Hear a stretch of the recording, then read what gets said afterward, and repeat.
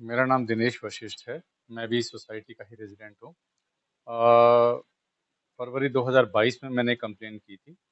उस टाइम पे D R madam Sanjeet Kaur ही थी और हमारी जो मांग थी उस टाइम पर कि मिस अप्रोप्रिएशन ऑफ फंड्स है और एक प्रीति जैन है जिसको कि इन लोगों ने अनकॉन्स्टिट्यूशनली मतलब बाय लॉज के अगेंस्ट उसको सेक्रेटरी चुन लिया, जबकि उसका प्रॉपर इलेक्शन होना चाहिए था, वो ना करके उन्होंने सिर्फ अपॉइंट कर दिया।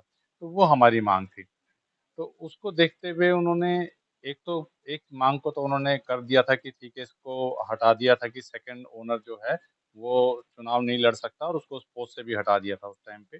लेकिन जो दूसरी मांग थी उसके लिए उन्होंने एडमिनिस्ट्रेटर को नियुक्त किया, पर बीच में उसके बाद में मालूम नहीं क्या हुआ कि एडमिनिस्ट्रेटर को फिर वापस बुला लिया गया, जिस दिन अपॉइंट हुआ उसके अगले दिन ही। और फिर उन्होंने इलेक्शन यहाँ पे घोषित कर दिया, लेकिन मिस एप्रोप्रिएशन ऑफ फंड के ऊपर उन्होंने किसी तरह का कोई काम नहीं किया। फिर हम लोग ये चाहते हैं कि कार्रवाई कानून के हिसाब से हो। अब ऑडिट रिपोर्ट आ चुकी है जो कि पूरी तरह से बताती है कि जो फंड्स हैं उनका मिसयूज हुआ है गलत तरीके से और बाय लॉज का वायलेशन हुआ है। तो उसको ध्यान में रखते हुए पुलिस उसकी पूरी तरह से जांच करे और जांच करके जो लोग दोषी पाए जा रहे हैं, जिनके नाम अभी पहले भी बताए जा चुके हैं, उन दोषियों को के अगेंस्ट उचित कार्रवाई हो। और ये डीआर के ही ऑर्डर से ही ये होगा। डीआर के ऑर्डर के बाद में पुलिस कार्रवाई कर सकती है। मेरा नाम प्रवीण शर्मा है। मैं इसी सोसाइटी में पिछले 13 साल से रह रहा हूँ और मैं आरडब्ल्यू में पहले काम भी करता था इनके साथ में। और जब मैंने पकड़ा कि कुछ गलतियाँ हो रही हैं, किसी तरह से छोटे छोटे सामान की ज़्यादा पैसे में खरीद फरोख्त हो रही है, तो मैंने उसको रोकने की कोशिश की। फिर उन्होंने मुझे पब्लिकली ह्यूमिलिएट किया प्लेटफॉर्म के ऊपर और मुझे इसमें से निकाल दिया, ये कह के कि भाई ताकि मैं इनके इन कामों को रोक ना सकूं। फिर भी हमने इन चीज़ों को इनके हाईलाइट किया, चोरियों को पकड़ने की कोशिश की। मैंने पुलिस के अंदर 2-3 बार कंप्लेंट की इससे पहले भी।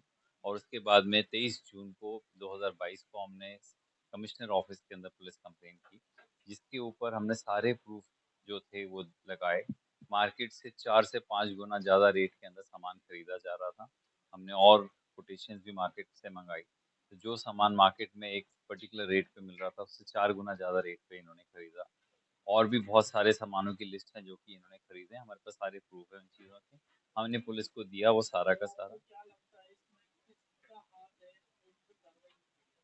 हमारे ही आरडब्ल्यू के जो मेंबर्स हैं, जो भी योगिता जी ने बताया, 5-6 मेन मेंबर्स हैं।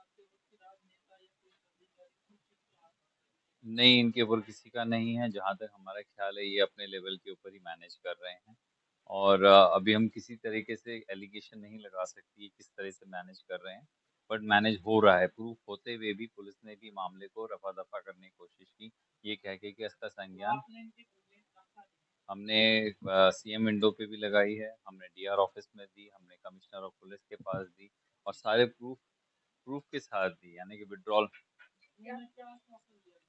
आश्वासन अभी तक कोई काम हुआ नहीं है। डीआर ऑफिस के पास अभी ये ऑडिट के बाद जो प्रूफ निकल के आए हैं, अब डीआर साहब के पास ये पूरा राइट है कि वो ये कह सकें कि ये इसकी एफआईआर दर्ज हो, क्योंकि एक बार एफआईआर दर्ज होगी तो इसके अंदर प्रॉपर इन्वेस्टिगेशन होएगा और चीज़ें खुल के आएंगी सामने और पता चलेगा। तो ये हमारा राइट है as a citizen of India कि अगर कोई चीज़ गलत हो रही है तो उसकी पुलिस उस चीज़ की इन्वेस्टिगेशन करे। पुलिस ने इन्वेस्टिगेशन की और जब तक हमारी उनसे बात हो रही थी, उनको प्रूफ भी मिले, पुख्ता प्रूफ मिले, और उन्होंने हमें कहा भी कि जी हाँ, इसमें काफ़ी पुख्ता प्रूफ है, पर हमारा हम एज पर लॉ इसके अंदर काम नहीं कर सकते क्योंकि आपका ये डीआर के अंडर आता है। तो हम इसको डीआर के पास भेज रहे हैं। अगर वो हमें ये देते हैं कि आप इसके ऊपर इन्वेस्टिगेशन करें तो हम ज़रूर करेंगे और इसके अंदर ज़रूर आगे आपको पक्का इसमें कार्रवाई होगी और कुछ ना कुछ पक्का मिलेगा इसके अंदर।